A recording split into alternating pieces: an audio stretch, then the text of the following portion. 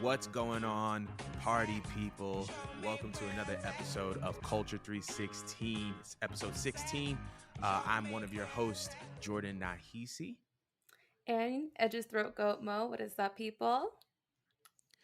Thank you guys so much once again for joining us. Once again, if you're on YouTube, uh, be sure to like, comment, subscribe, give a thumbs up on the video, click the notifications button so you know when we're uploading new videos. If you're on Spotify, Apple Podcasts, or any place where podcasts can be streamed or distributed, be sure to like and rate the show. And also be sure to join our Discord. We want to connect with you guys and continue to build. Speaking of that, for those of you who joined us during our last 316 Space for Culture 316, it was so much fun. There were some topics that shook the table that we will be getting into in this show, but we definitely wanted to say thank you guys It was so the much most for chaotic space Oh by my far. God. So chaotic, so much going on at the same time. And it was great. It was only like, for me, it was like 10, 11 o'clock in the morning because I'm in LA, but like, it When you was had what? Like, we had war going on. right. People It screaming was at spiritual 10 in the warfare. morning. Poor Jordan people. It, I was literally holding my hair like, I just got up. I just got up. I just got up. I just got up. But thank you guys so much for joining this space. It was a lot of fun. But without further ado, we're going to get into the show. So, as announced last night on AEW Dynamite, Saraya has officially been 100% cleared to return to in-ring action, and she will be fighting Britt Baker at AEW Full Gear on November 19th at the Prudential Center in Newark, New Jersey. Now, there was a little bit of a pressing topic surrounding her return. I wanted to kind of hand it over to Mo to kind of elaborate on what's going on and what's the pressing issue. Oh yes. While everyone is excited for this match at Full Gear with Britt Baker and Paige, there was a bit of a scuffle with the internet Mm, regarding Paige coming back, seeming that she was out obviously due to her neck injury. And there was a tweet that was actually going around, tweeted by Russell Cringe, and the following tweet has said, Saraya, I may botch her name, retired from the same injury Edge had. Funny how I never heard people questioning her clearance. Because that's what the mm, internet was concerned about. Everyone mm, was saying that, she's going to risk her neck. This is going to be her last match. Why would she risk, coming back to AEW of all places? And people were basically trying to make this into a misogyny angle. Now, mm, I'm not sure how your take is on this, Jordan, but me personally, me personally, I don't have an issue with Paige coming back at all. But I think the mm, reason why, from me sitting watching a fan and watching the product with AEW, I feel like the reason why people are upset with Paige coming back is that when it comes to the women, I'm not saying that the female wrestlers in AEW are bad, but they have a history of being very, very reckless, very reckless. And mm, we've seen wrestlers that are very stiff. We've seen wrestlers that are very green, that we know are very green. And I feel like in that environment, she is putting herself at a higher risk. mm, Whereas in WWE, I wouldn't say for the most part they're more seasoned. At least they have a performance center over there. So for the most part, people know their basics over there. It's not too common that we hear that the female wrestlers really get injured all so much in WWE as opposed to AEW. And that's where I'm sitting from, seeing that people are shaming Paige for coming back and wrestling in AEW, especially with someone mm, that's still viewed as very green and quote unquote mid as Britt Baker. And now, in regards to someone, to comparing it to someone like Edge coming back, I honestly feel like again, more injuries happened in AEW, and when I saw Edge coming back for his return, I felt like when I read through his contract and the amount of matches he was doing and the pacing that he was going in, I felt like it was very calculated on him coming back. And so I didn't really foresee him putting himself in situations or putting himself in matches that would have otherwise risked his neck. And I don't think we have seen him really mm, do a match that was really over the top. Even his mm. match he had with Randy Orton, it was very slow. Like that match was in slow motion the entire 45 minutes. You could Yeah. tell they were handling Edge's neck with gloves. So I feel as though if Pat Page came back to WWE, I don't think people would have felt that the same way, but they're strictly just feeling that way because she's in AEW, but they're trying to make it into a misogyny angle. I was going to Mm. ask, what's your opinion, Jordan? Do you think that they're saying this because she's a female coming back, or are they genuinely concerned about Paige and her neck in the environment that she's in? I think that it's a little bit of both. I think that two things can be true at the same time. Obviously, um, wrestling is still very much a male dominated industry with a fan base that is male dominated, and because of that, a lot of the public opinion is going to be from that angle and from that view. um so I think that it is a little bit of misogyny, but I agree wholeheartedly with what you're saying. We literally just went through a summer in AEW where their star power was gutted because of how many injuries were sustained, and it greatly affected their product as it pertains to the buildup and the promotion and the production of Forbidden Door, which is the collaboration pay per view of New Japan Pro Wrestling. So we've seen guys like Daniel Bryan get injured, who has had a neck injury. We've seen guys like CM Punk get injured, who was coming back after being away from wrestling for nearly a decade. We've seen guys like Adam Cole going to go a concussion. We've seen Matt Hardy took the nastiest fall, not during last year, but just in AEW in general. So we've seen a track record of some pretty reckless things happening in AEW that probably would not have happened in WWE because they're so cautious and they ban moves and they ban certain things that are going on. So I think that it definitely, while I think that there's a little bit of misogyny in there because it's wrestling, I think that at the same time there is a little bit of concern because there are things that are being done in AEW that are there are things that are allowed in AEW that are not allowed in WWE, which thus affect the well-being of the wrestlers. So that's just kind of my take on it. Mhm. However, I am very, very excited to see Saraya return and wrestle. And I'm pretty sure that if she's taking this step, that she's gone through all the necessary practices and procedures to make sure that, you know, she is 100% prepared to do everything that she wants to do in an AEW ring. So that's just my opinion on it. Do you think she's going to attempt to prove the marks wrong and try to do a few things that are risque or over the top in her match with Britt coming up? I think so. But I don't think that she wants to do it to prove the marks wrong. I think she wants to prove something to herself because I think that ultimately, when Hmm. you step I away, like number that. one, Saraya has had a very, very unique personal and professional history. Like Soraya's, I kind of see Saraya, even though she is a grown woman, she kind of has seen this trajectory that is similar to a former Disney star with everything that she's had to publicly endure and experience from her, the issues with drugs, her battling her drug addiction, and of course we can't forget about the whole her and Alberto Del Rio relationship, and in addition to her injuries and I'm the sec yeah the tape, we don't got to go into that, but Hmm. like she's endured a lot. And because of that, I think that when she comes to an environment like AEW that promotes a creative wrestling environment in which wrestlers can kind of take control over their own fate and their own destiny, she's going to want to take risks because I feel like part of her just wants to say, hey guys, regardless of everything that's been happening for the better part of a decade, what seems like, I'm still a professional wrestler and I'm still just as capable and as competent as I was when, I first started this, and this is something that I love. So I think she is going to try some risky things. However, I don't think that it's Mark centric as much as it is her centric, because when you're away from the ring from that long and you've endured as much as she has, you're going to be looking to prove a point to yourself more than anybody. So what about you? Well said. Well said. Um, I feel like Paige is, I mean, yes, she's older, but I feel like the Paige that I remember, she's kind of a bit of a wild child and she's a little Mm, petty. Let's be honest, she's a little bit petty. So I do feel like knowing her that she probably is going to do both. She's gonna prove mm-hmm. it to herself, but I do feel like she's gonna pull out some spots that is probably gonna shock us, probably gonna have us, ranting and raging all over the internet saying, what is this woman doing? Does she care about her neck?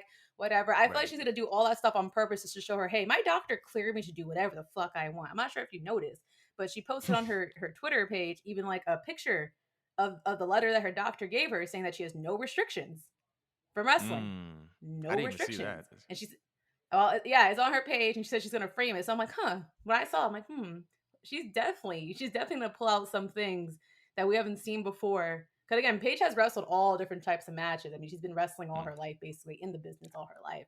I yeah. feel like she's gonna come in with a bang on purpose. She has left this anticipation up for long enough. I don't expect a safe match out of her, especially with her age. She's still young. She's still Mm, fresh.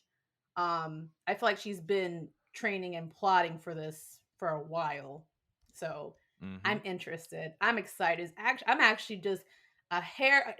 The MJF match against Mox, and this is like neck and neck for my level of excitement. And Mm. I'm not even that big of a Page man, but I know she's going to deliver. That match is actually going to deliver. It's probably going to be Britt's best match. I'm going to call it right now, right here in the podcast. That's going to be Britt's best match. Yep. Period.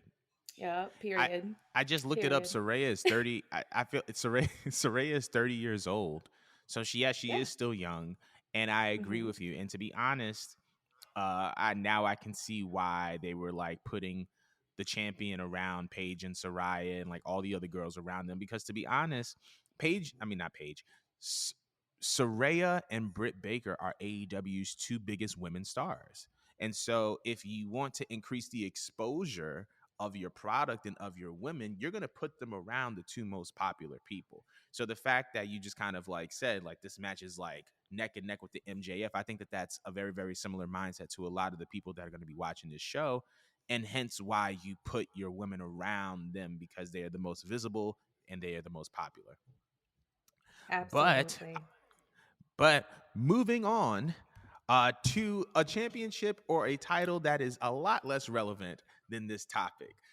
It has been announced that WWE has officially retired the 24/7 championship this past week on Raw. Nikki Cross won the championship and proceeded to attempt to throw the belt in the garbage. She completely missed it, even though she was like a layups. All she had to do was lay it in, bro. Like you was right. You Word. was right there anyway. But They had the audacity to save the clip and post it. Why would you right, do and that's that? just disrespectful. Come on now. But yeah, if you go on WWE's official website, it says that the 24/7 championship had a life from 2019 until 2022, which means that the championship is now defunct. Dana Brooke went on Twitter and kind of let off some steam. And we're not going to be talking about her tweets, but I did want to know your opinion on the 24/7 championship being retired. I think everyone wanted to see that belt retired a long time ago. I don't think anyone was excited when we first saw the belt. They tried to present it as the hardcore title, and it was never going to be it. It was never Mm, going to be it. It was never going to be as fun. I think the only time it was fun was when Carmella and R-Truth were running around with it. That was the most interest I ever had in that belt. And that ship came and sailed. But there was no growth with that belt. It wasn't a belt where once it was placed on someone that it elevated them, it did something for their career. Um, it was more or less like a tidbit. Again, it right. only mattered when R-Truth was taken around doing media stuff with it because he's a character. It's attached to R-Truth. Of course, you're going to care for anything he does. But for Dana Brooke, I mean, damn, I almost feel a little bit bad for her. I know I call her useless and all that stuff on the podcast, maybe more than a few times, but I felt a little bit bad for her because people like her, while I do think she's useless, I do see her clawing, I do see her trying. She has no, I mean, so serious because she does I try. know She's you just not are. good at it. It's like with Lana. Lana was trying really hard, but she just wasn't good at anything. you know Jesus like Christ. you give Dana Brooke a role, she will like give it her all. It's just there's nothing Right. there. There's just nothing there. But she has lost weight.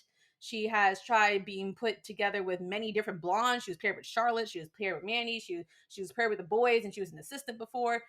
She'll take any role, no matter how embarrassing, no matter how cringe. She'll drop out as many times as possible. That's one thing I'll respect about Dana Brooke, because she'll take her role and accept it, Mm, because she's willing to claw to the top. So I feel just a hair bad for her that she finally got something. right.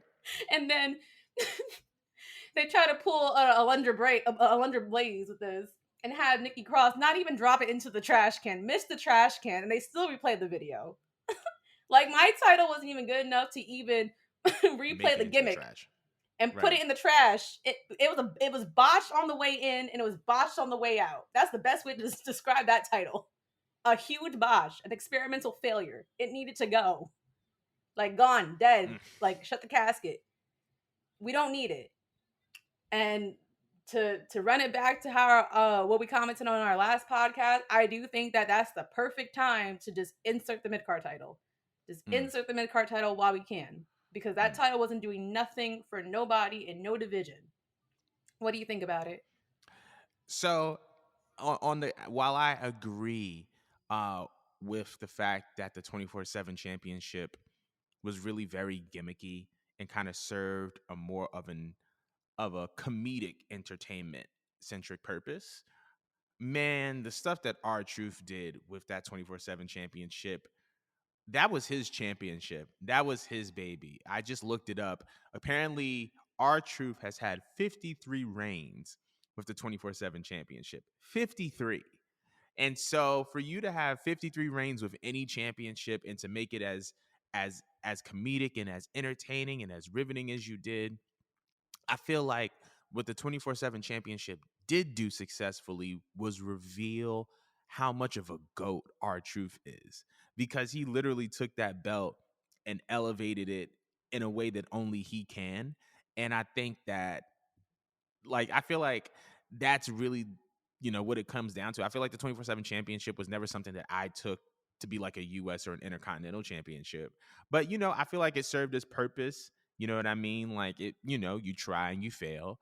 There have been other championships in the WWE that have been short-lived that, you try it and it runs its course. You have the European Championship that was, prestigious in its own right and used and put on TV for so many years, and I feel like they're going to bring that back with NXT Europe. You have the WWE Light Heavyweight Championship, which once again, short-lived, something during the Attitude Era, not really something that was really tapped into again until the early 2000s with the WWE Cruiserweight Championship. But I feel like the 24/7 title served its purpose. You know what I mean? It was fun. We got good segments out of it. We got our truth. You know what I mean? Like, and so I think that it served its purpose, and I think that we just need to move on from it. It's I feel like the 24/7 title does not have a place under the rule of Triple H at all. And so I think that them retiring this championship was the correct thing to do. But anywho, we're going to move on real quick because according to a press release from WWE, in conjunction with the sub-Saharan African broadcast partner Supersport, has announced a continent-wide talent search to find Africa's next WWE superstar. The search was announced in Lagos, Nigeria, which will be the host city for a multi-day tryout in February 2023. So I wanted to know, how do you feel about Africa being a focal point in the future of WWE's recruitment strategy? Here's what I'll say about it, right? I feel like when it comes to WWE focusing on Africa as a focal point for global recruitment and strategy, I think that it is the way to go. Um, I feel like we need to owe a lot of credit to guys like Omos, guys like Kofi Kingston, right? Who have been kind of ambassadors in a way for WWE as far as African born representation in the WWE. Kofi Kingston was the first African born WWE champion, won the belt at WrestleMania 35. We all know how incredible of a moment that was, but that's just one guy. That's just one guy. And Africa is a continent that is rich in culture, rich in agriculture, rich in talent. And I believe that it is a continent that WWE hasn't really tapped into the way that they've tapped into other continents. They've tapped into Europe with the NXT UK, and now with the expansion of NXT Europe, they've tapped into Japan with the recruitment of guys like Shinsuke Nakamura and girls like Asuka and Kairi Sane, and how involved they are with recruiting certain talents from New Japan Pro Wrestling. We've seen them tap into different continents around the world, whether through touring or whether through recruitment. And so them kind of going to Africa, I think, is just super, super dope, because I feel like there is so much talent there. There's so much culture there. And when you recruit and tap into a new culture, you have the potential to tell these new stories, right? Like you look at Imperium, right, and you look at how they kind of represent the culture of European wrestling. There's stories in that. So imagine, we're 10, 20 years down the line and you get Jordan, I had lost you completely. how do I say I this? don't You hear get anything and you froze on my an end. imperium counterpart from Africa. You know what I mean? Like with with every culture that's tapped into is the ability to tell new stories. So I'm very, very excited and enthusiastic about the potential of what can come from focusing on Africa. So I'll be having my eye on this talent wide this continent wide talent search. So what is your opinions on this? Okay, now that I regathered my life, no, the thing is that we always had very talented African Americans in WWE. Like the first person that comes to my mind will always be Shelton Benjamin, as underrated as he is. Right. Again, like a freak of nature, a freaking like, but he's unnaturally athletic. At least like young Shelton Benjamin, like unnaturally just talented. And of course, later on we had people like Jazz, people like Jackie, people like Bianca Belair, Kofi Kingston, as you mentioned, Bobby Lashley.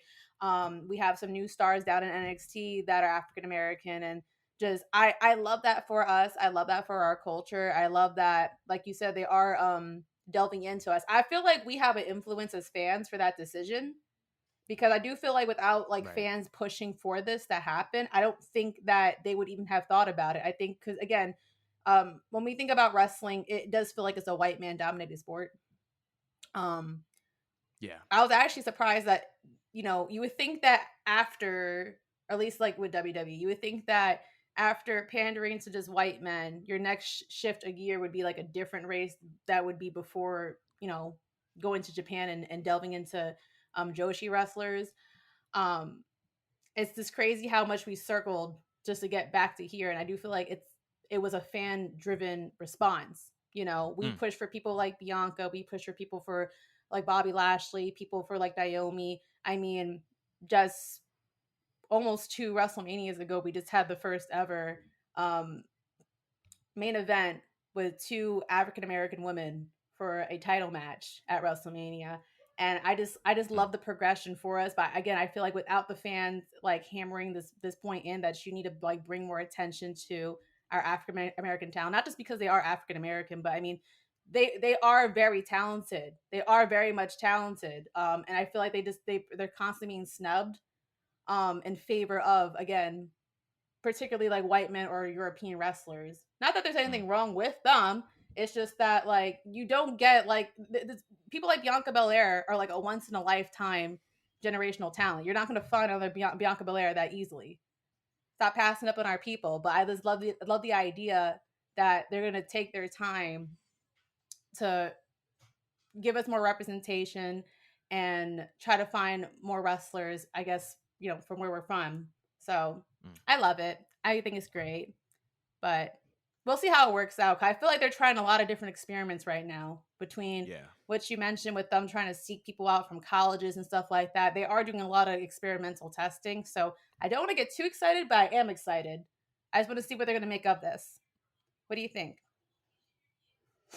So I mean, like I kind of agree with what you said as far as like the fans, right? As far as like the fans being a very, very big part in kind of dictating where they're going. But I also think that it's, young people as well, right? We are the demographics globally are changing, right? We are going to be Hmm. shifting from actually, I rephrase that.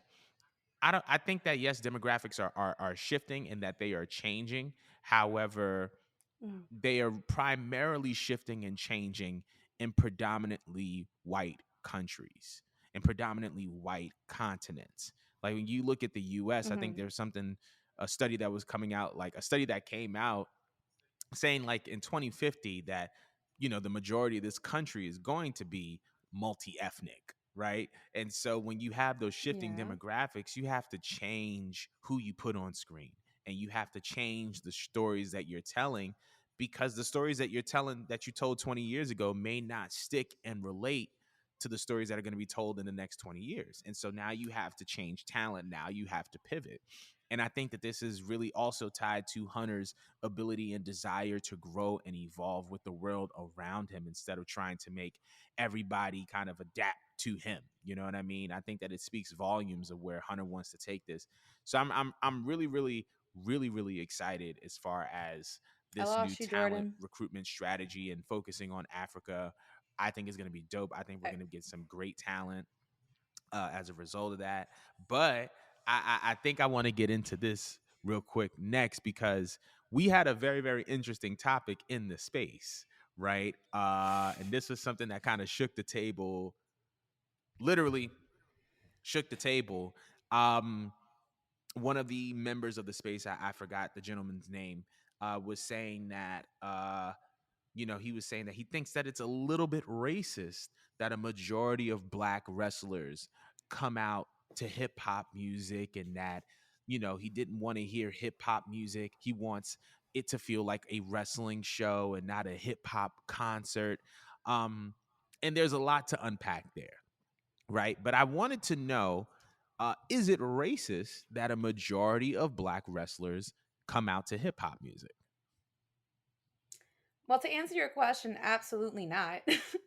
Like absolutely not. Wouldn't you want to see? First of all, let's just add this fine detail here. The person that disclosed this information or this opinion, this very ignorant opinion, was a black man. Okay, let's just start there. Wouldn't you love to see representation in our culture just bled through a sport that you love? It Mm, just to me it was insulting because mm, what's wrong with hip hop music? Is hip mm, hop music not something that you could take seriously? You know what I mean? There's been many a champions, black or white, that had hip hop or rap songs, and mm, it resonated with them, and it fit. The person that came up with this opinion was saying that, oh, we need to go back to having rock music and metal music. It got me excited, it got amped up. Like, you got excited when you heard Triple H. I'm like, okay, yeah, I got excited when I heard Triple H's theme song too. What about it? What about it? Trish mm. Stratus came out to Little Kim, Time of Rock and Roll, and it fit. She's a white woman coming out to a rap song, and we all just Right. went with it because it fit. When it comes to like an entrance song, some people listen to the lyrics like me, but sometimes it's the beginning of that song that the fans hear, and it has you jumping out of your seat and has you excited. You know what I mean? It's something that's supposed to pop the crowd, yes, but it's also supposed to be something that connects with the character and then connects with the crowd. Mm, If rap music fits for someone, or metal music fits for someone, or pop music fits for someone, that's fine. It just needs to fit with the character. But mm, as far as just saying that it's racist to have it for African Americans or for any black wrestler, I find it insulting because nothing about it was insulting. The first thing that comes to my mind is Mark Henry. I love the lyrics to his theme song. Somebody's gonna get their ass whipped. Literally, right from the jump, they're telling you exactly what's gonna what's about happen to to the happen? opponent. It fit Yep. him. It fit him. And it's like, how could you be mad at that? It can't. Mm, First of all, he came out to one of the wildest debuts, having 3-6 Mafia lead out this man. The whole crowd was with it. The whole crowd was with it. They were intimidated by seeing this big behind man come out, and they had 3-6 Mafia rapping about what this man's gonna do to the rest of the locker room, and it fit, and it ran with his character for the rest of the pay per view. And not every black wrestler, by the way, even had a rap song or had a hip hop music. Like Bobby Lashley don't have that. Ember Moon didn't have that. Who else didn't fucking have that? That was black. Any other people that come to your name? Naomi. Naomi has techno dubstep house. music that she comes Right. out to. House music. Yeah. Like, what stereotype? Why is it a Mm, stereotype? Why is it bad? Why does it bother mm, you? It to me makes me think that you think that our music is beneath white men's music. And not for nothing, not for nothing. We came up with rock. I don't care what no one says. We came up with rock music. They just took it the that- same way they colonized everything else. So I don't understand this whole it's racist because they're coming out to something that we created, we curated. and you're Mm, upset about it, you're just like, oh my God, how dare they come out to something that our own culture produced? That's just so beneath us. It's so beneath. No, no, that's the white man brainwashing you, bro. That's the white man fucking brainwashing you. And that's what they wanted. mm. You should be happy. You should be happy to see people that look like you coming out to music that we produce because they time and time again try to strip us of our culture and our roots and like to whitewash us. Right. They want us to think like you. And it's sad. It's so sad to me. Like, I'm sorry, I'm getting hot right now. Feel free to You're cut good. me off at any You're point. you're good. I'm gonna jump in at this point. Um, Mhm, so I understood what the gentleman was saying, right? mhm. Oh, is it racist for black wrestlers to come out to hip hop music? Because I think in his mind, he automatically assumed that the hip hop music that was being attached to black wrestlers was coming from the powers that be, right? And the powers that be may have a perception or stereotype of black wrestlers that they are trying to now project onto the talent that they have. But one, I think it's important to know this, that the creative process for every individual talent is different. There may be music that is given to you from the powers that be. There may be music that you personally pick out that you want. So I don't think that it's necessarily racist for black wrestlers to be coming out to hip hop music, in the sense that, it's there's a high likelihood that a person is not just projecting a stereotype onto someone, and that the music that is being picked out is in alignment, like you said, with somebody's character, right? I feel like when we talk about theme music and we talk about, you know branding, you want to have something that is aligned with the character that you are portraying. So if you have hip hop music attached to a black wrestler, 9 times out of 10, it's in alignment with that person's character. Just like you have Lil Kim attached to Trish Stratus's character. Just like you have Nicki Minaj attached to Victoria's character. You know what I'm saying? The music that is in alignment with the wrestler is about the character, and it's not necessarily about the race. Um, so I think that that's something that's very, very big to clear up. And like you said, not every black wrestler has um you know comes out to hip hop music. You have Bobby Lashley's first theme. His current theme isn't necessarily rap. Ember Moon, um Ember Moon didn't come out to rap or hip hop. She came out to what she did.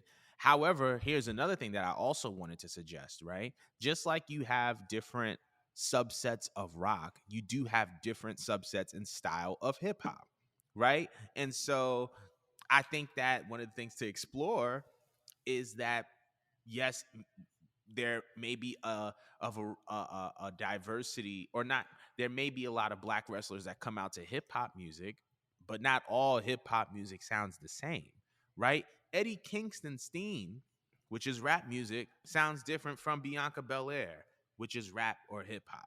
It You have a very New York boom bat style of hip hop in Eddie Kingston's music. You have a very Southern style in Bianca Belair. You have a very, um, What about you AJ there's a, Styles? yeah, AJ style. Like, there's a variety of hip hop, right?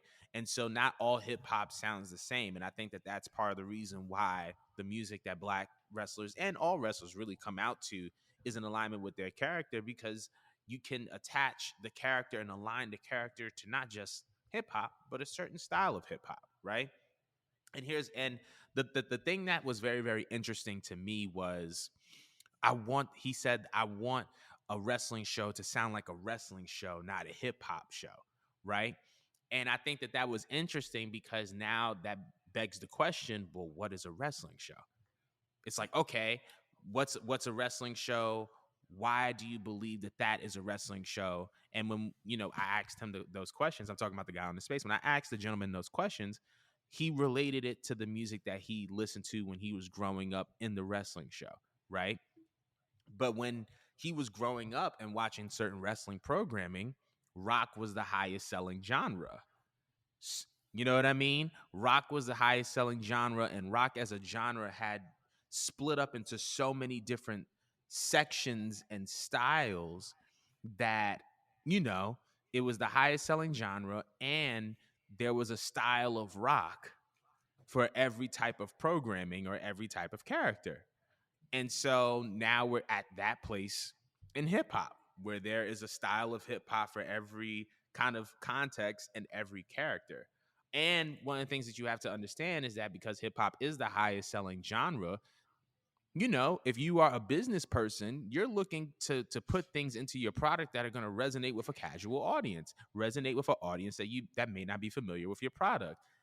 Because hip hop is the highest selling genre, there is a greater likelihood that hip hop is going to resonate over rock. Now, you know what I'm saying? So like the that was one of the things that was like very, very like interesting to me. It was like I don't want it to sound like a hip hop show. I want it to sound like a wrestling show. But the wrestling show only sounded like the wrestling show because rock was selling the way that it was. And the way Mhm. that rock was selling the way that it was 20 years ago is the way that hip hop is selling now. So is your idea of a wrestling show obsolete? Probably. You know what I'm saying? It may be a little bit dated. You may be living too far in the past if you want the wrestling show in 2022 to sound like the wrestling show in 2002. Rock ain't selling Yeah. the way that hip hop is selling. And if But you're a that's the reason why businessman, you AEW can't is live in the pushing past. rappers. Exactly. So Like, that was really all that I had to say about it. I Yeah, that's all that I it was had to say about it. ignorant. Did you have any other opinions? No, I just think he's ignorant and he's a coon. But anyways, we can move on. It's so harsh. Anywho, so jumping from that, earlier this week, WWE announced that the 30th anniversary of Monday Night Raw will be celebrated on January 23rd from the Wells Fargo Center in Philadelphia, Pennsylvania. It is also being reported that this will be the go home episode before the 2023 WWE Royal Rumble. So, how do you feel about the 30th anniversary of Raw? The fact that Raw has made 30 years, and what are your expectations for the show? I don't know why, but I feel like every single like Raw anniversary, it's just not as exciting. Like every single year, I don't know, it feels more and more diluted. So I just Mm, particularly don't feel excited for it. mm, I'll be honest, like I don't really have too many thoughts on this one just because it's at a steady decline, but at the same time, we have Triple H here in control, so maybe just maybe with him and his mindset, he might be able to make it more exciting. 'Cause I remember being a kid and Raw anniversaries were fun. Like they were fun, they were exciting. They it felt like it was a milestone. But mm. I don't know. Like for the last few Raw anniversaries, they weren't very good. Even when they tried promoting in ads that certain people were coming up. They still didn't really do good numbers or anything. Do you think it's going to be Right. any different this year? I think Not this year, so. next year. Sorry. Well, yeah, the Hmm. 2023.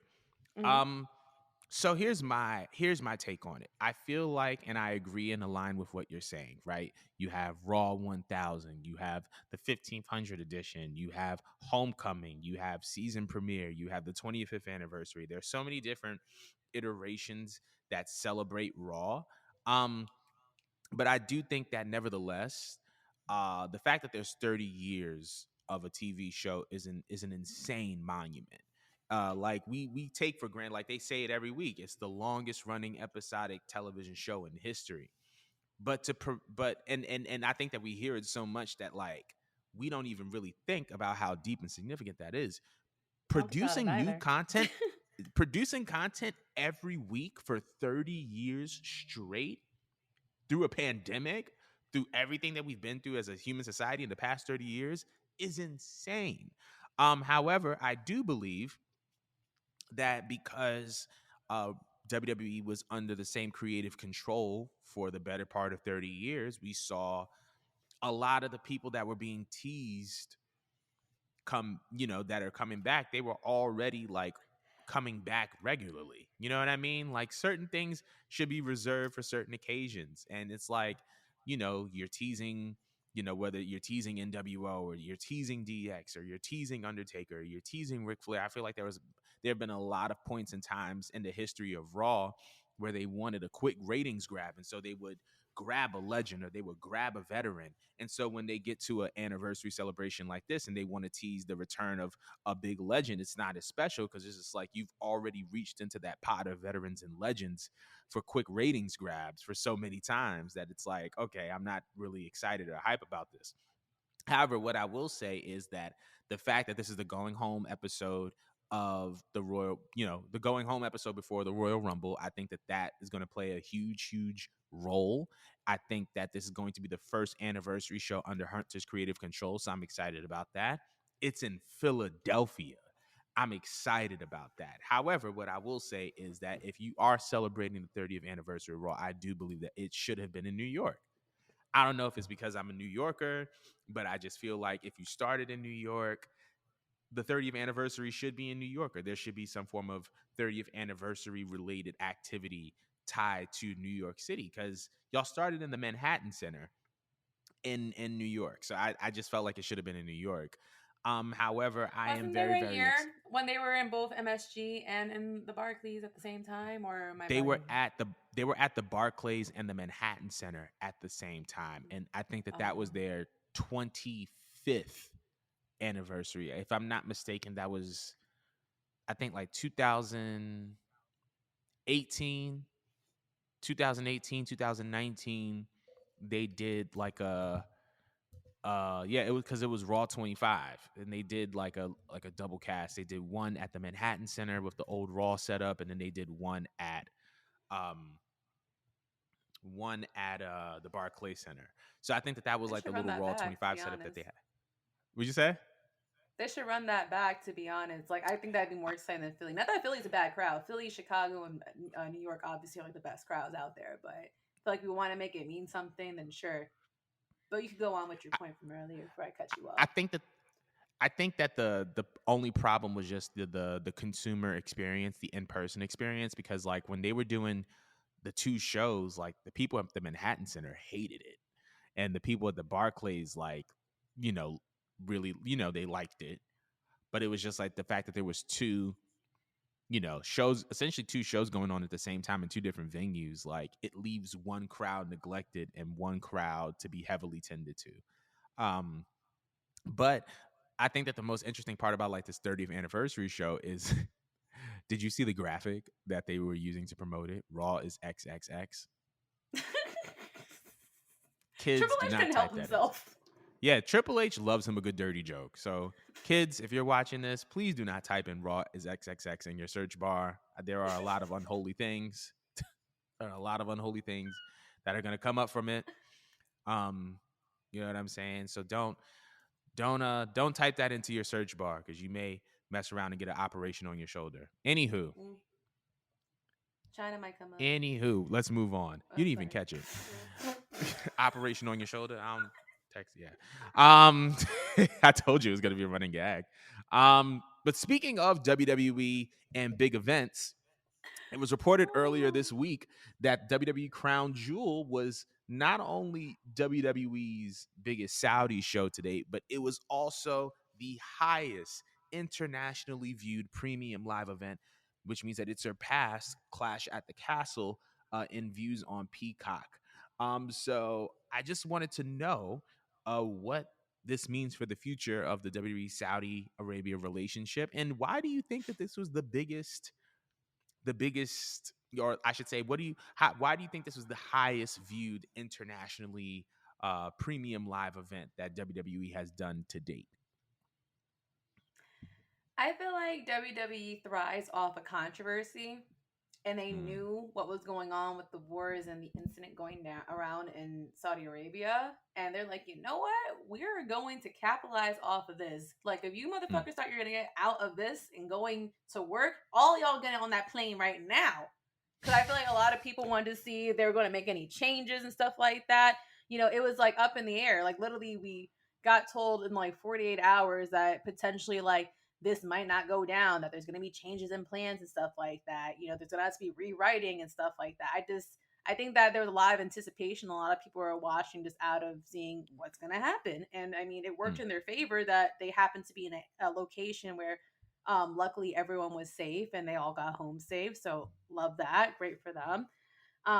But I didn't foresee them ever ending this contract with Saudi Arabia. I feel like for them it's like easy money, because I noticed that the formula for Saudi shows is not on the same timeline of events as what goes on in any other pay per view or any other televised show for WWE.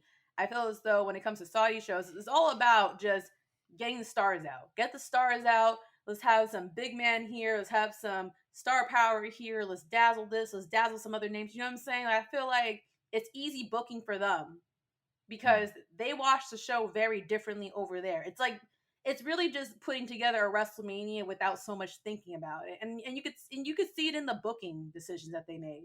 A lot of the right. booking decisions kind of, I wouldn't say they didn't make any sense at all, but they were safe. A lot of the Mm, booking decisions were safe, and they gave enough pacing for big spots, big moments and stuff like that. I mean, we saw that with the match with Logan Paul and Jake Paul coming in and Roman. Like, that was a match where you really were just watching, yes, because you knew Roman was going to win anyways, but it was there to showcase a star that was Logan Paul, and then just while you're at it, throw in more stars. They watch YouTube just like the rest of us in America. Let's go throw in all the other podcasters and other stars from YouTube, or I think one of them's a boxer or does MMA or something like that. yeah, They're Jake like, yeah, Paul. let's Yeah. get names after names.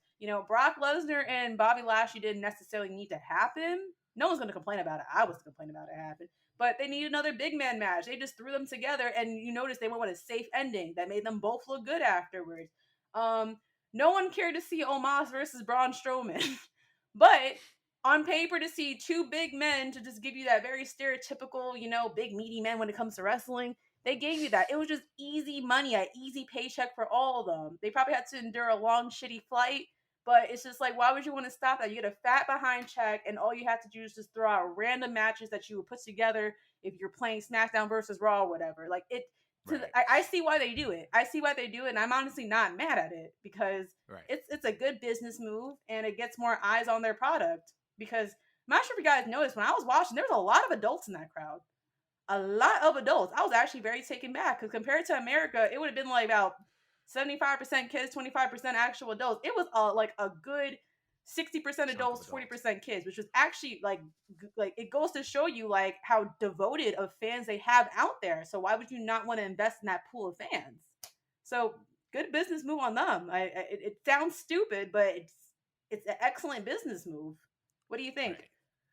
I think that it definitely was a lot of it was controversy based as far as like I think they were trying to figure out like how, especially with reports of an imminent attack because of the conflict between Saudi Arabia and Iran. I think that a lot of people were tuning in because they wanted to see what was going to happen. I do think that another part of it was Roman Reigns and Logan Paul.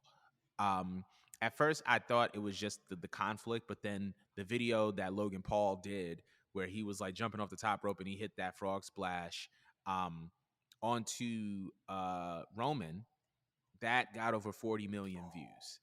So that, that clearly that was a very, very high focal point, not only in the match, but in the event as well. And then you just throw in the fact that Jake Paul is there. Like Logan Paul and Jake Paul are currently two of the biggest entertainment commodities right now. And you put them both on the same event. No other promotion has been able to do that. No, there's like you've seen Jake here and then supporting Logan here. You've seen Logan here and then Jake supporting there, but you've never seen them both kind of do their thing simultaneously in the same environment. And WWE got that, and I think that was a very, very big part of why this was one of the most highest viewed, if not the highest viewed, international premium live events. So I think that that was a big, big reason, but it was interesting that you touched on the Braun Strowman and Omos match because Braun Strowman put out a very, very interesting tweet talking about, see, you don't have to do the flippy floppy, da da da. Bro, nobody was even talking about that, bro. Light him up, Nobody Jordan. Light him up. nobody was even talking about that, bro. Who, like no, like when I saw Braun Strowman versus Omos, I was not thinking about Ricochet. I was not thinking about Ali. I was not thinking about Will Ospreay. I was not thinking about Kenny Omega. I wasn't thinking about anybody. And then like the fact that you like double backed and it was like my brothers and sisters in the locker room. I was just no, you weren't because this no, you weren't. What You was weren't that? joking. You were not joking. You like you fully meant that with your full chest because you said that before. You said that before in a serious context, and part of the reason why you were too prideful to join the Indies is because you didn't even want to share a locker room with them guys to begin with. You don't like the high flyers. You've never liked the high flyers, and you use all these different opportunities to slander them, even though nobody's paying attention to them. It's just No like, one's bro, paying why do attention you do? to And then the him. worst part about this whole thing, the worst part about this incident is that cats will do stuff like this. And then when people start booing them or people say, oh, I don't like Braun Strowman, they're like, I don't know where all this hate is coming from. It's just like, why would you throw stones and then hide your hand? Like, you know why people don't like you. You know why people in the back don't bangs with you like that, because you use opportunities where you can just celebrate the matches you have to bring down other people. And it's not that serious, and it you didn't even have to do that, but I just had to get that out of my system because I just really, really blew mine. Yeah, So no, because he swears up and down he's like a draw. It's like, bro, you tried creating your own brand and no one showed up. Well, a whole 20 people cared about, and you had to drop it. And look where you're at. Back at the same company you was bad mouthing. Like, stop shaming your colleagues. Because not for nothing, at the end of that whole pay per view, I promise you, no one was talking about that match. You had to remind us, and the only reason why anyone was tweeting about it and your name trended is because you got dragged by Ali. And who else dragged him? Ricochet. Ricochet. Like, Yeah, Ricochet. and that's the thing about Braun. He be chirping and then he can't give it back and then he has to backtrack. It's just like you weren't joking about nothing. He has this delusion in his head that he's a bigger star than what he is. He's big and that's it. That's your whole personality. You're big. That's the only reason why you're signed. You're big. You don't do nothing for this company. You don't draw a dime anymore. All right. After we got past the get these hands and you can't do nothing past get these hands, like we saw through the bullshit. Like you can't do nothing. You're a one trick pony. And by the way, shout out to Omaz for not engaging in that because he tried tagging him. I noticed that he didn't engage in it at all. He just left it alone. And that's the best possible thing you could do when someone tries to drag you into that because you don't want to be associated with Braun in that type of way. So that was very high class of him for not engaging, just leaving it alone. So shout out And to you him. and you want to know why? Because you know what a black person's going to do? Mind their business. Anyway, moving on.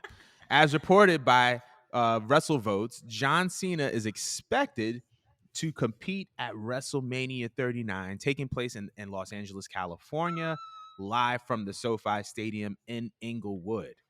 If you had to, I had to, well, yeah, I have to ask you this question because when this report came out, there were a multitude of people who tweeted out photos of John Cena, photos with John Cena. So I wanted to know if you had to hand pick John Cena's WrestleMania 35 opponent, who would it be? 35? So we're thinking 39, about way down. 39, Oh, 30, 39. If you had 39. to Okay, pick I was gonna his, say. if you had to pick his Okay. 39, his Okay. WrestleMania 39 opponent, who would it be? 39. See, I'm so corny that I would just say like an easy answer like Cody, but then, who else has been a very good baby face this year? Actually, a really good heel because John Cena's always going to come back as a baby face, no matter like what room he's in. He's always going to come back as a baby face. I think Carmelo Hayes. I'm gonna go with Carmelo Hayes. Hmm. Like there's a little bit of John Cena in him. You know, I feel like they forced that with Austin Theory earlier on this year, but like there's that one time where Carmelo Hayes got into someone's face and like said the ruthless aggression line. I was like, oh my gosh, I never made that connection in my head before. That he reminded me a little bit of a young John Cena, but like with Right. his own little swag on it. And I'm like, you know what? That could work. That could Hmm. work, especially if John Cena wanted to just dip a little bit into the Doctor Thugonomics basket, just a wee bit. You doesn't have to like get into like full gear and whatnot. But it'd be kind of nice if he did bring out little bits of the old John Cena for promo wise against Carmelo Hayes. It would That would deliver be both fire. promo and match wise and be an excellent way to definitely put Carmelo Hayes on the map if he transitioned to the main roster. Like if that was, Mm. I'm not saying get that, don't make that his first match, but if you want to build him and then build him up to that moment, that would solidify him. Like that would be crazy. Who would be your choice? Ooh, so I didn't even think of Carmelo Hayes. That was really, really good.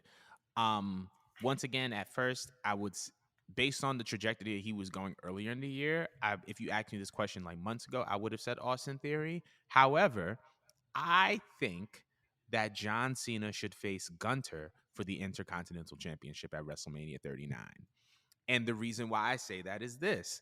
Number one, Gunter has had one of the most impressive championship reigns in WWE in recent memory, point blank period. Not just for the Intercontinental title, but for any championship. He's had a really, really impressive reign. I don't see anybody on the main roster right now taking that belt off of him. I wouldn't believe it, to be completely honest. Um, and I think that if you want to continue to elevate the Intercontinental Championship, you put it up against the biggest draw in your company over the past 20 years in John Cena. So that's number one, and that's number two. Number three, John Cena has held every single championship in WWE except what? The Intercontinental Championship. He's held the US title, he's held the WWE title. I don't think he's held the Universal title, but technically the WWE Championship kind of falls in that lineage, so it counts. He's held every single championship. He's done every single thing except for hold the Intercontinental title. So if you're looking to do something new for John while also trying to elevate the title and have, someone beat Gunter that can believably beat Gunter, I think that it should be John Cena. So that is my pick for as far as who should uh Cena face at WrestleMania 39. This is my opinion. Hmm. I mean, it's interesting. I think if you're looking more for sports entertainment, you're definitely going to go with Carmelo Hayes. They're still going to have a great Mm, match regardless.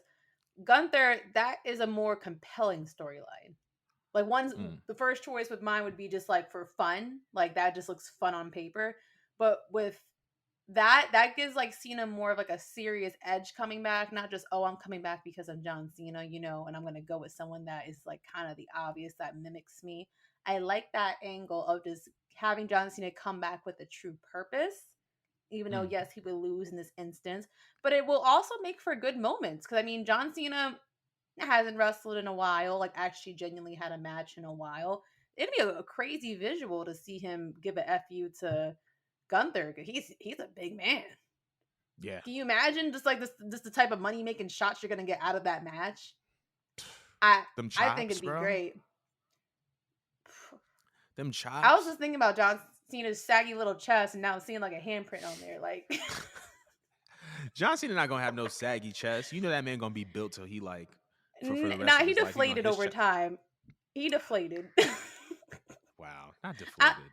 I love him. I love him. Like I'm a huge John Cena stan. Before anyone comes at me, I love John Cena. Okay, but that'd be crazy just to witness a little handprint on him, or just to see like the ways they try to incorporate the rest of the Imperium. Getting Mm-hmm. involved into the match. I think it'd be great just for all of them, not just for Gunther, for all of them. I would love to see that because they're on a very good steep of with their Mm-hmm. popularity, and that's crazy Yep. because again, American fans are very ignorant. We don't like seeing outsiders. We don't like seeing Mm. foreigners. We don't like taking them seriously because Vince has trained us to not take them seriously because they try to box them into being a stereotype. I love I love that they just been presented to us in a way where it's just like like we could see them in situations like that. Like I don't think that if you would have asked this question a couple of years ago, anyone was suggested for an outsider to go against one of the biggest stars in the freaking company. So I love Right. that. That just means that we're progressing as fans. Right. Yeah. I 100% agree. But speaking of premium live events, reports have begun to circulate that Triple H is considering to bring back the King of the Ring as a premium live event. Now, question is, would you want to see King of the Ring as a pay-per-view in 2023? I would give it a shot. I would give it a Mm, shot. I don't like how they did the females, but I feel like it's more promising with the men and the crop of men mm, that we do have. And it'd be an excellent way to just like take someone that maybe they're not ready quite yet to have a title run, but it'll give them that platform to set them up to have something before they get that title. Because sometimes like what it kind of reminds me like with Booker T, for example. I don't think like at some point he had any direction, and they gave him this gimmick thinking he was gonna sink and fall, and he just took it and he made it into his own. Like he literally just ran with the gimmick, and it's like one of the most biggest parts of his career, with the way Mm, he went as far as to create a whole accent and get Charmel involved and stuff like that. It was one of the most interesting things going on for that program around that time. I feel like that could be an excellent way to just take someone that, I guess that they're kind of floating in the middle. It's like you're not quite there yet, but let's just give you something that you could possibly work with. I mean, it worked well with Corbin, not for yeah. nothing. He was annoying, he was obnoxious, but he had this long period where people just didn't quite care for him, and then they gave Right. him that, and it's like it gave him that little oomph. I feel like he lost his character once he shaved his head, but that gave him that little oomph that he needed just to like you know tying a few seals on something. So Mm, I would love to see it come back. Who would if they did bring it back? Who would you like to see get it first? hmm. So I think Ali should get it. I think Ali Oh, would that's be a heat. great choice That's for King of heat. the Ring. Here's what I will say though, because I'm gonna ask you the same question as far as who would you make King of the Ring first? WWE needs to get back to incentivizing tournaments. And when I say Yeah. incentivizing tournaments, I mean there has to be an end goal without just the crown. One of the things that made the King of the Ring tournament so popular, so progressive, and so captivating in the late 1990s and the early 2000s is that 9 times out of 10, if you won King of the Ring, you were in a championship picture. 2002, the reason why Brock Lesnar became Brock Lesnar is because he won the 2002 King of the Ring. He ended up winning King of the Ring in 2002. When he won the tournament, the winner of the tournament goes on to SummerSlam to face the WWE champion. He went on, he faced The Rock, he beat The Rock. So part of the reason why that tournament became so important was because if you won the tournament, if you became King of the Ring, you were in the championship picture. So I feel like the King of the Ring tournament only is going to have value if they start incentivizing it. It needs to be a certain prize attached to it, especially now that Austin Theory has lost the money in the bank. I feel like if you're the King of the Ring, if you win the King of the Ring tournament, you should be able to challenge for the WWE Universal Championship, whether it's at another Big Four pay per view or main event of Raw the following night. I just feel like it just needs to get back to incentivizing the tournament. But as a premium live event, I'd be super excited for it because that's a single, a single elimination tournament. And we're getting a bunch of good matches, presumably. So now I'm gonna direct the question to you. If you had to pick King of the Ring in 2023, who would your choice be for King of the Ring?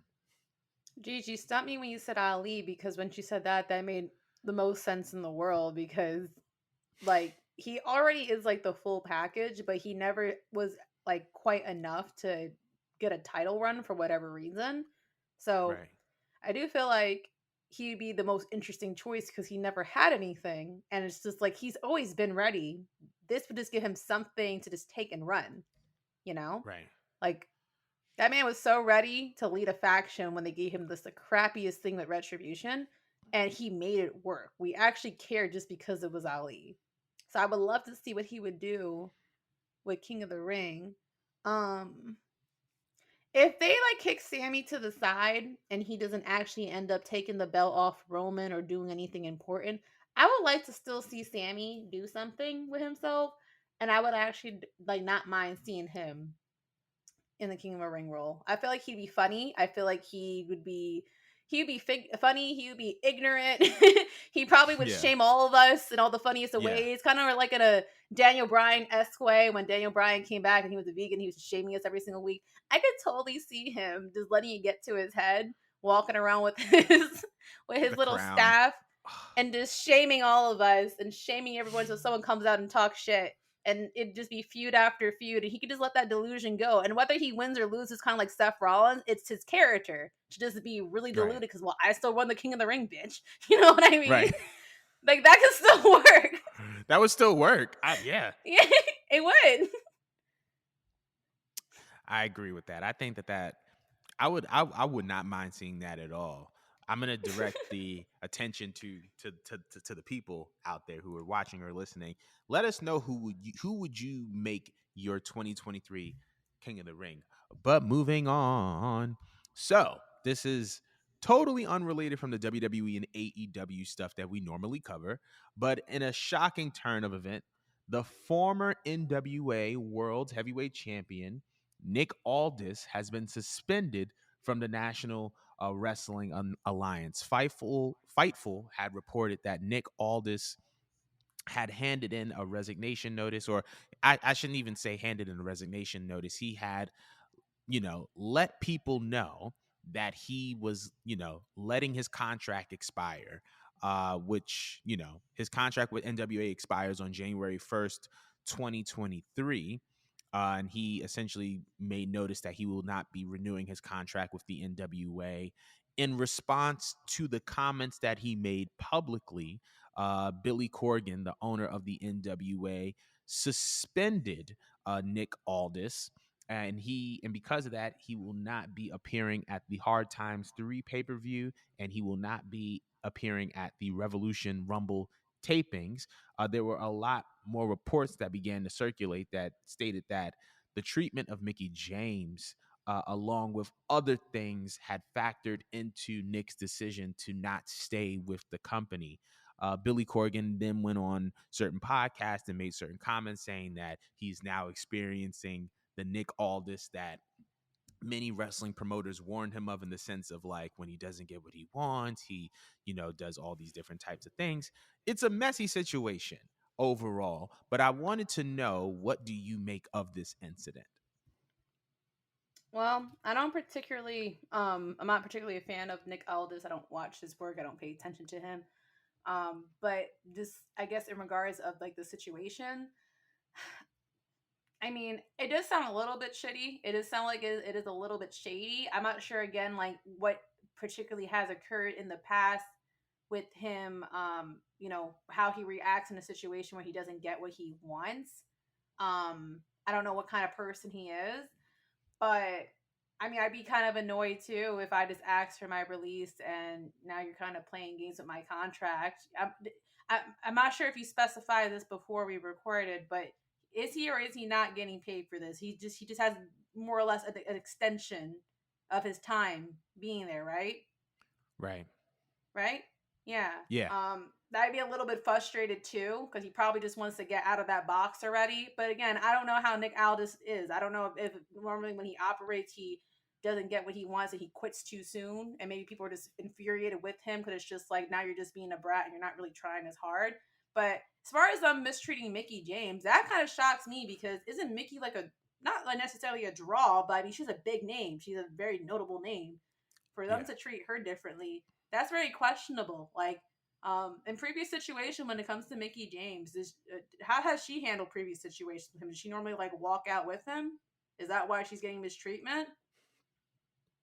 I You don't know, also to be cut out, by honest. the way. I don't. Hmm? I hear you. I hear you for sure.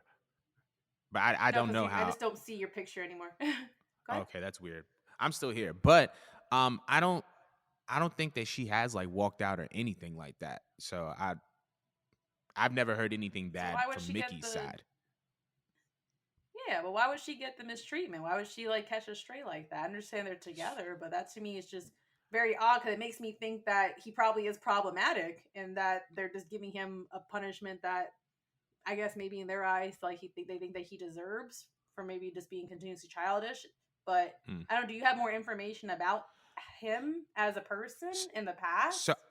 so I don't know what his history is in the past. I don't know like what all this history is with, different promotions and how he is on his way out. Um Corgan kind of went into detail on Busted Open Radio. Um and essentially I guess the issue more so than anything was like he was publicly blasting the NWA, that was kind of what led to his decision on, suspending him, because, he emailed them privately saying like, thank you for everything, and then next thing you know, he publicly started to kind of, he said that he was letting his contract expire, and that he wasn't going to renew it. And then there was something along the lines of like a report coming out saying like Billy Corgan said something about women's wrestling, and then Nick retweeted it and was like, if you're wondering why I'm leaving this place, this is the reason why. So I think that like the public comment and the public bashing, or whatever, like, was the thing that led to him being suspended. I don't know Nick Aldis's history. I mean, the one thing that I do know about Nick is that, there was reports of him possibly going to WWE at one point in time, until, the rumor is that John Cena didn't want him in the company because he didn't see him as a top guy. And so that's a thing. But like, this whole thing is just like super messy and super weird, because Nick Aldis was the highest paid talent in the company. He was the world's heavyweight champion. um he was literally the face of kind of the renaissance of the NWA. A lot of the reasons why they've been able to, be a part of shows like All In, and him being able to work with Cody, is because of Nick Aldis. And Nick has kind of been the face of the NWA since like their kind of rise, or their, resurgence. There was a point in time where I was like heavy watching NWA on YouTube, and then they were like, "We're on Fight TV. You have to pay $5 a month," and I was like, "I'm not doing that." But I feel like Nick Aldis was a big part of like reshaping their public image. Um, so I don't know what to make of this. Like, suspending a superstar because you don't like the way that they're talking about your company when they're not going to be with your company for much longer is just like, what's the point? You know what I mean? Like, I don't just let him do his thing and then just see him on his way out. Would I have done what Nick Aldis did and like publicly bash the company? No, because like at the end of the day, like, if I'm the face of your company and I'm helping out with your booking, like, if I say something bad about the company, isn't that a reflection on me? But I don't think that it should be. I think that Billy is doing something petty by like suspending him, because it kind of takes him out of the position where he can kind of get the farewell that I feel like he deserves.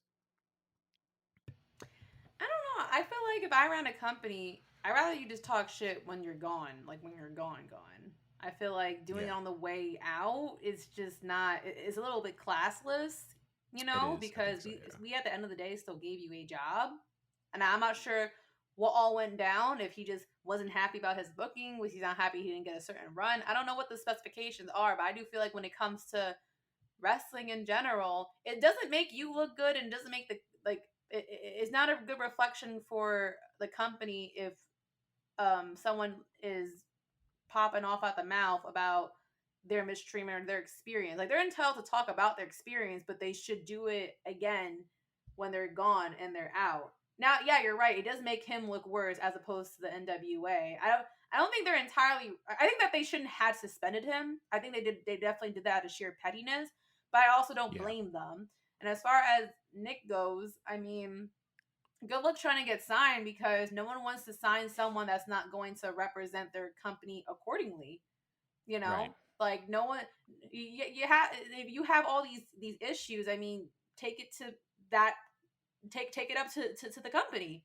What is the internet going to do about it, or the podcast, or whatever the heck you were, whatever platform you're using? What is that going to do for you outside? Make you look like you're difficult to work with, and that if you Mm, don't get what you want, well, this person is just going to spread, you know, false or just, improper propaganda about your company. I just don't think he's helping himself, and definitely not helping Mickey James, because poor thing.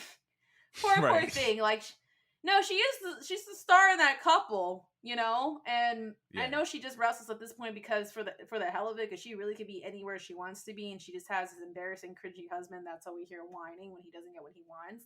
You know what I mean? I kind of feel bad that she's getting backlash from it, and because it's like, what do you expect her to really do? You know what I mean? right. She's vocal.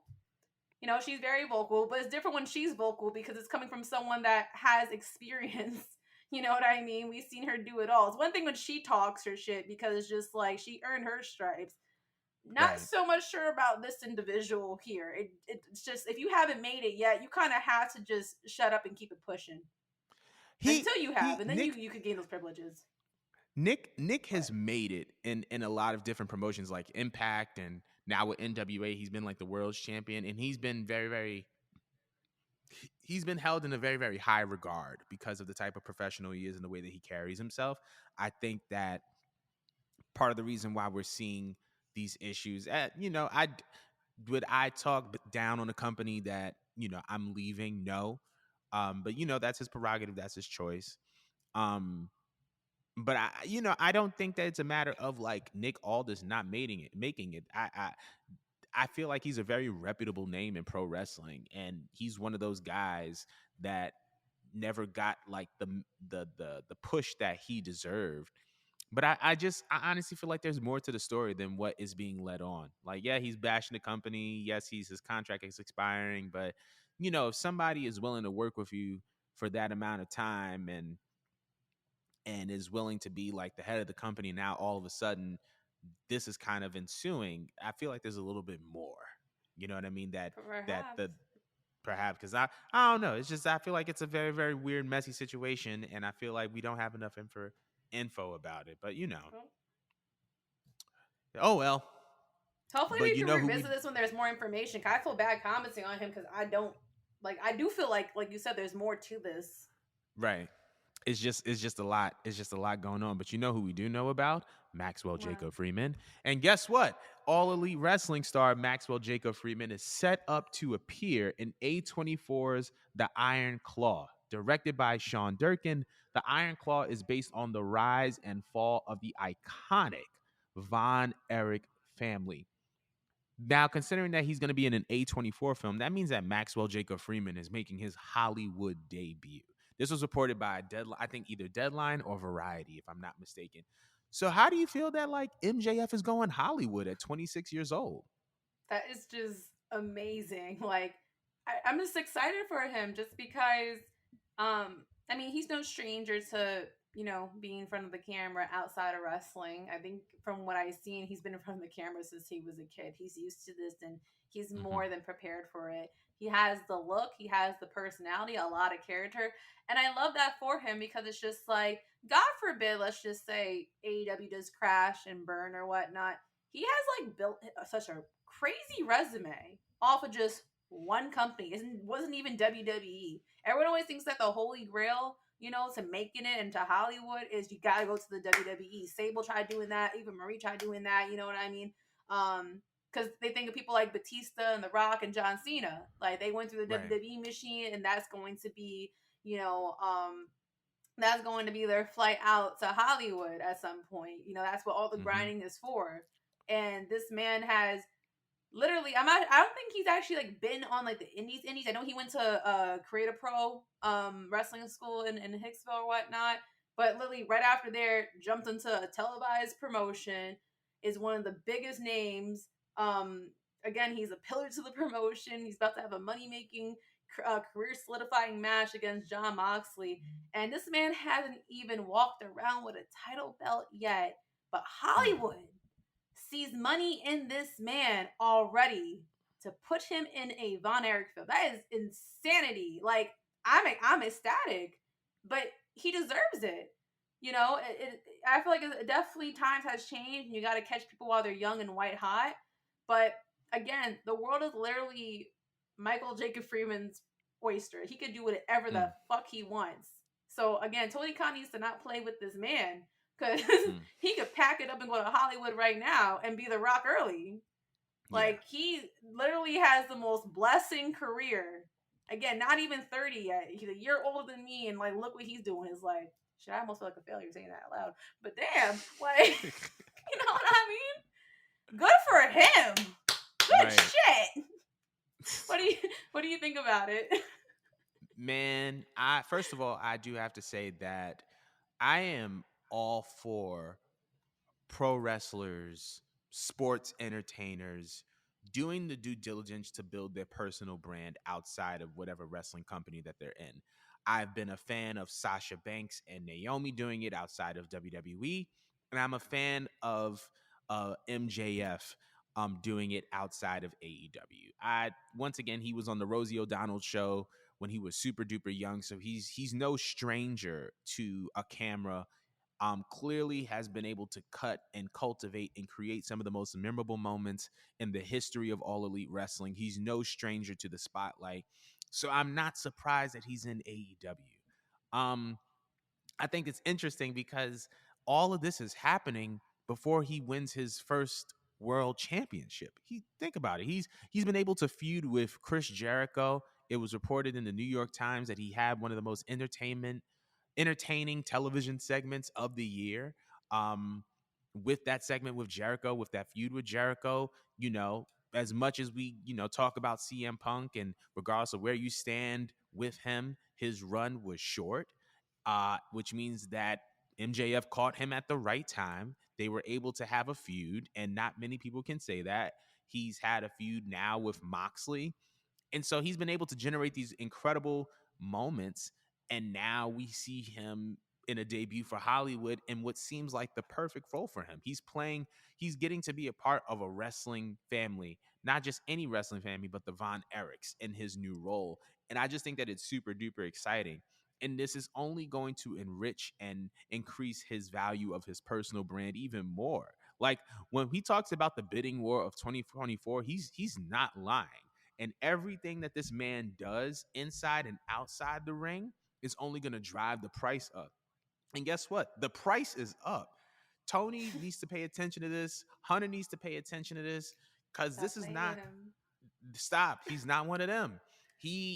Like this is the first movie. This is not going to be the last. And I'm pretty sure that after this movie comes out, that there are going to be more television appearances, that there are going to be more film appearances. And the more that he does, the more that his price is going to go up. But I have a theory. Remember when he cut that promo in LA in June and we didn't see him for months on end?